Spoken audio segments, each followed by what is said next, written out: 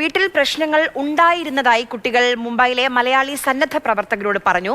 36 മണിക്കൂർ നീണ്ട തെരച്ചിലിനൊടുവിലാണ് കുട്ടികളെ കണ്ടെത്തിയത്. ഇന്ന് പുലർച്ചെയോടെ വൈദ്യപരിശോധനയ്ക്ക് ശേഷം കുട്ടികളെ ഇപ്പോൾ ജുവനൈൽ ബോർഡിന്റെ കെയർ ഹോമിലേക്ക് മാറ്റിയിരിക്കുകയാണ്. നമുക്കൊപ്പം വിവരങ്ങളുമായി അരുൺ അമൃതനാഥും KV രാഹുലും ചേരുന്നുണ്ട്. അരുൺ, വലിയ ആശ്വാസമായിരുന്നു ആ കുട്ടികളെ കണ്ടെത്തി എന്നുള്ള വിവരം അറിഞ്ഞപ്പോൾ. അതിനുശേഷം മാതാപിതാക്കളുടെ പ്രതികരണമൊക്കെ നമ്മൾ കേട്ടിരുന്നു. അവർക്ക് എന്തെങ്കിലും ഒരു പ്രശ്നം ഉണ്ടായതായി അവർ പറയുന്നില്ല. കാരണം പരീക്ഷയ്ക്ക് വേണ്ടി സ്കൂളിൽ അവർ തന്നെ ഒരു രക്ഷിതാവാണ് രണ്ടുപേരെയും സ്കൂളിന് മുന്നിൽ ഇറക്കി വിട്ടത്. അവിടെ നിന്നാണ് അവർ യാത്ര പോയത്. നമുക്ക് ആദ്യം അറിയേണ്ടത് ഈ കുട്ടികൾ ഇപ്പോൾ എവിടെയാണ്? നമ്മുടെ കേരള പോലീസ് സംഘം എപ്പോൾ കുട്ടികളുടെ അടുത്തേക്ക് എത്തും? അവർക്ക് മറ്റ് പ്രശ്നങ്ങളൊന്നുമില്ലല്ലോ.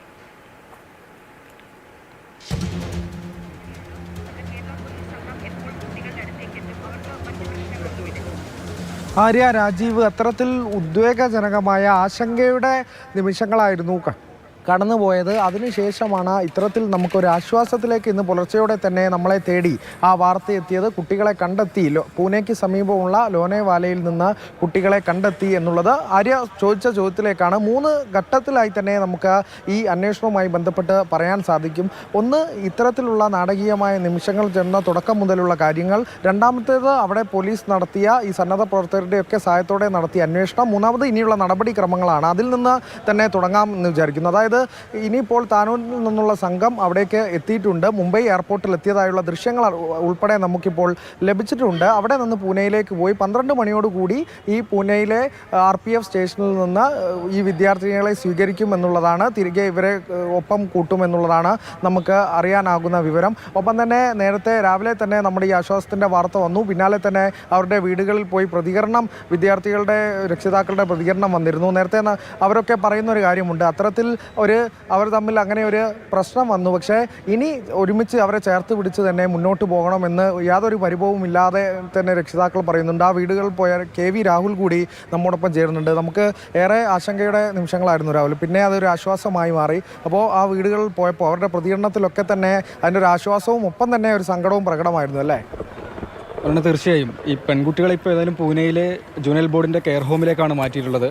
നമ്മുടെ താനൂർ പോലീസ് മുംബൈയിലേക്ക് എത്തിയിട്ടുണ്ട്. അല്പസമയത്തിനകം പൂനെയിലേക്ക് എത്തും. അവിടെ നിന്നാണ് RPFൽ നിന്ന് ഏറ്റുവാങ്ങി ഇങ്ങോട്ടേക്ക് കൊണ്ടുവരിക.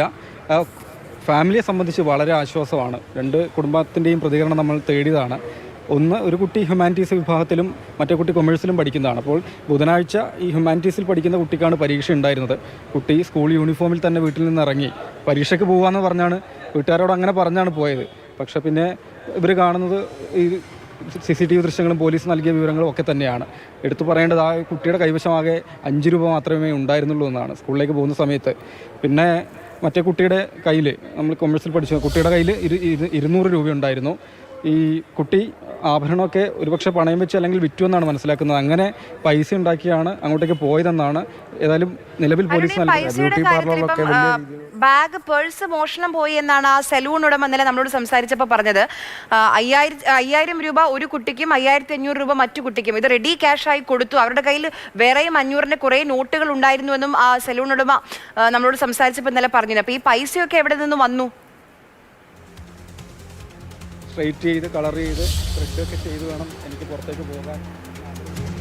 വീട്ടുകാരതിനെ പ്രോത്സാഹിപ്പിച്ചില്ല. അതിലുള്ളൊരു അതൃപ്തി കുട്ടിക്ക് ഉണ്ടായിരുന്നു എന്നുള്ളതാണ്. അപ്പോൾ ആ ഒരു കാരണം കൊണ്ടാണ് പുറത്തേക്ക് പോയത് എന്നൊക്കെയുള്ളൊരു സംശയമുണ്ട്. പക്ഷേ കുട്ടികളോട് കൂടുതൽ ചോദിക്കേണ്ടതായിട്ടുണ്ട്.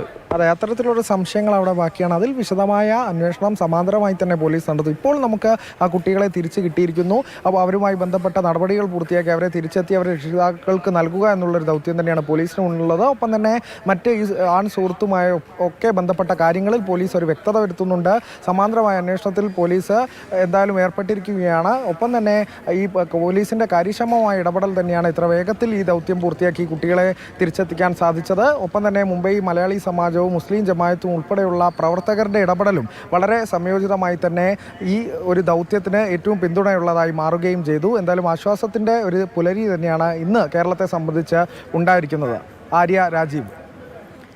എന്തായാലും വലിയ ആശ്വാസം നമുക്ക് തന്നെയാണ്. കാരണം നമ്മുടെ ചുറ്റും നമ്മൾ കേൾക്കുന്നതൊന്നും നല്ല വാർത്തകളല്ല. എന്തായാലും ആ കുട്ടികൾ സുരക്ഷിതരാണ് എന്നുള്ളതാണ് ആശ്വാസം. മാത്രമല്ല ഇവരെ ഏറ്റുവാങ്ങാൻ വേണ്ടിയിട്ട് കേരള പോലീസ് ഇപ്പോൾ മുംബൈയിൽ എത്തിയിട്ടുണ്ട്. അവർ പുനെയിലേക്ക് പോകും. ഒരു 1.5 മണിക്കൂർ 12 മണിയോടുകൂടി അതെ അവിടെ എത്തും. അവിടെ നിന്ന് കുട്ടികളെ ഏറ്റുവാങ്ങി കേരളത്തിലേക്ക് കൊണ്ടുവരികയും ചെയ്യും.